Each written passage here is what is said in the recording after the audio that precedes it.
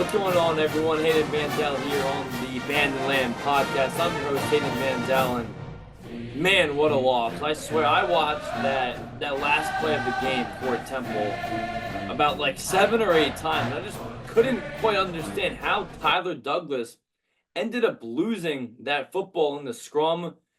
I don't disagree with the play call to go for it. I think when you're on the road in that environment, in that situation, you want to walk out with the win. So I'm not going to disagree with the play call there to go for it. Was a little questionable to throw in Tyler Douglas. I know Forrest Brock, and who started the game with Evan Simon out due to injury, was also dealing with his own injury with his own wrist. Really didn't practice much throwing the football this week. But just to run it in, I guess you put in Tyler Douglas to make his collegiate debut and doesn't do anything with it. Obviously, it ends up being a touchdown, but it goes 99 yards the other way. But it was just, I don't know how he lost the football in there. I guess what he could have did was Justin, you've seen it before in the NFL where the guys will literally just like take it and basically dunk it over, right? Because once you cross the plane, it's a touchdown. You can fumble it, but once you cross the plane, it doesn't matter what the result is, even if you lose it, because it's a touchdown once it's over. So I wouldn't have been, or I'm kind of shocked that maybe that's what Douglas didn't do, right? Why didn't he just kind of take the football, dunk it over the defensive lineman with his own lineman in front of him? Because that would have ended the game. Temple would have won, and it would have gotten Stan Drayton his first road win of his career. And UConn really ran an offensive system where everything was almost the same, right? They ran the ball 41 times, they threw the ball 41 times. And when they threw it, a couple of them were caught by Temple defenders. So how about that? Elijah Darreville and Jalen Lewis. Jalen Lewis, the transfer from Arkansas, both of them getting their first career interceptions. And it was Lewis who also forced the fumble. So 3 turnovers for Temple, which triples what they had coming in to the game against UConn. But the offense just had nothing going. Even though they did score a touchdown, that was the special teams, the block punt, because they had 6 offensive drives in that first half, all resulting in punts. That's not gonna help. Especially, I mean, fortunate enough, I know they want to win every game, but it wasn't a conference game for what that means. I mean, conference. Now that I'm just bringing it up, I mean, Navy and Army. I mean, those academy schools, those two might be fighting it out 1 week later for a conference championship, but they're supposed to play each other the week after. So I don't know, maybe it might be a whole issue with the TV rights, because the AAC championship game is supposed to be on ABC, and CBS has the broadcast rights to the Navy Army game, but that Navy Army game might happen before in the AAC championship game. So that's definitely going to be interesting to watch as we kind of see how conference play sets up, but both teams are still undefeated. I want to talk about Maddox Trulio, or however you want to pronounce it, because apparently, and this is what I can't stand with these national broadcasts, because they don't know how to pronounce anything. They don't know anything about the team. They just broadcast the games. They do it once. They're in, they're out, right? And because the announcer's saying like Trio or Trulio, or no, it is Trulio. That's why I'm saying, because I'm so used to saying Trulio. He's saying Trio. That is not his name, and I guess that's what he thought it was. But I have a whole separate issue with that. But Maddox, oh my God, to miss that chip shot after he made one from the logo, right? He's like Steph Curry shooting it from the logo or kicking it from the logo. But then to miss a little chip shot, I mean, that changes the whole complexion of the game.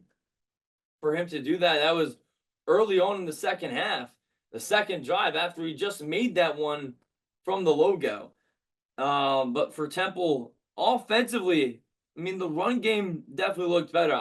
I'm really like Therese Worthy ever since he had that punt return, or it wasn't a punt return, it was a kickoff return in the Utah State game against the Aggies, which people kind of forget about, because what happened 2 plays later, Maddox Trulio hits a 64-yard field goal, but no one talks about, because there's only 17 seconds left when Temple was getting that football. No one talks about the huge kickoff return by Therese Worthy, and he really showed out against UConn. Was Temple's leading rusher. First time he's done that this season. So I really like the way that I've seen him run with the football. He's versatile with it. He's compatible with just his linemen. He knows really how to read where they're going, and he's just really good at surveying the field. And I think that he's going to be a big piece for Temple in the years to come. And speaking of the run game, Temple actually stopped it, which I was shocked because we talked about Utah running it 41 times, and they have such a deep room in their running back room, and they were able to stop it less than 100 yards, but nonetheless, it doesn't come away with the victory. And believe it or not, that's the first time Temple has allowed, so since 2016, Temple has had 16 games where they've held their opponent less than 100 yards rushing. What do you think their record was? I'll give you a second. And if you guessed 16-0, then you were right. They were 16-0 in games where they allowed less than 100 rushing yards. Temple allows 99 yards to the Huskies on Saturday afternoon, and they end up losing. So it snaps that kind of winning streak for Temple. But let's look ahead. I mean, bye week, so they have time to kind of rejuvenate and just get themselves fresh off of a loss, like kind of flush it, right? They have to be better at flushing plays. I've seen a lot of times this season where they have a play and maybe a penalty takes it back and they don't get that out of their head. They're still in the negativity phase. They have to just take everything. And same thing with the positive plays too. Because even after a positive play, you have to go focus on to the next play. You can't just be head over heels with it. So they have to be better at just flushing plays like on consecutive drives, right? You can have a nice second down play, but then you have to get right back into it because next thing you know, it's third down. But they're going to go on the bye week, talk things over, as Coach Drayton was saying, and as he always says, but then Tulsa. And when we looked at the UConn game, a lot of people, myself included, looked at that as that should be a win. And maybe you thought about it a little bit because it's on the road and Temple has a 16-game road losing streak, now 17 games because they lost at UConn. But that was a game that I circled as winnable, and it was winnable, but they just didn't win. I didn't pick them to win because I just find it so hard for them to win, but still have a couple of weeks or a little less than a couple of weeks until this Tulsa game, but I don't know. I'm thinking that they might be able to pull it off, and I might even predict them too. And we're going to see what's going to happen as we'll see what happens with the quarterback situation. Obviously, would love to see Evan Simon get back after he really wasn't throwing the football in practice. At least that's what we know up until Monday of this week. So definitely going to be interesting to see the storylines behind that. But he's going to have basically 3 weeks because he didn't practice at all this week to just get ready, get his shoulder ready after he took that big hit against Army. But, I mean, look, you got a Tulsa team coming in, not very good, just 2 wins on the season as well.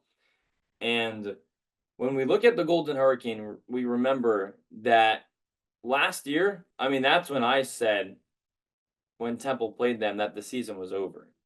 Because that was a team where they kind of rested all their guys the week before against Miami on a short week, first conference game, and they just, the bed. So now they're going to have a Tulsa team. Both teams are actually going to be coming in on a bye. Tulsa has 2 wins on the year. One was against Northwestern State.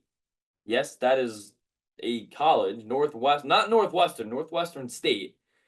That was at home. And then they beat Louisiana Tech on the road in overtime.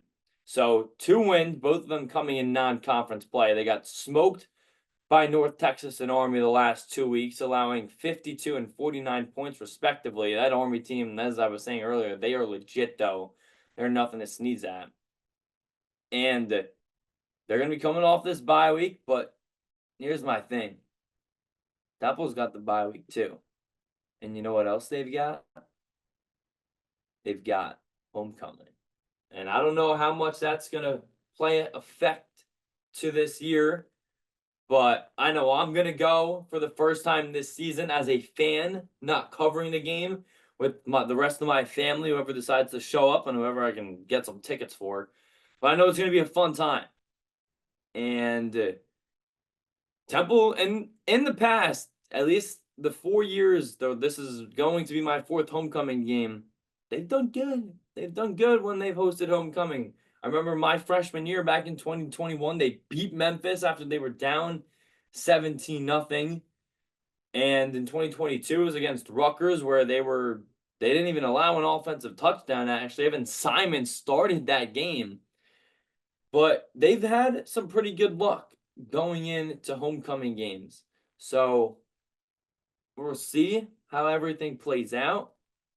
I'm not going to give any predictions just yet, but you can obviously tell where I'm favoring the Owls against the Golden Hurricane in their upcoming matchup, which is not this coming Saturday, but the following one with Temple on one of two byes this year that has been implemented into college football due to the new college football playoff seedings.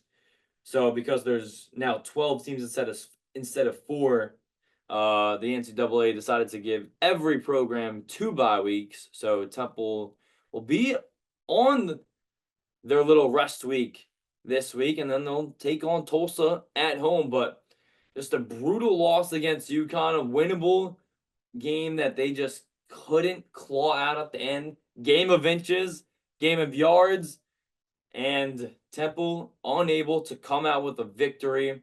They fall to UConn 29-20. And they had it right there for them. It was all in their hands, in the hands of Tyler Douglas, but unable to come up with it. And that is going to be all the time that I have here and that we have here on the Band and Lamb podcast. I'm Hayden Banzel. Thank you, everyone, for watching. And we will see you following the game against Tulsa. Have a great week.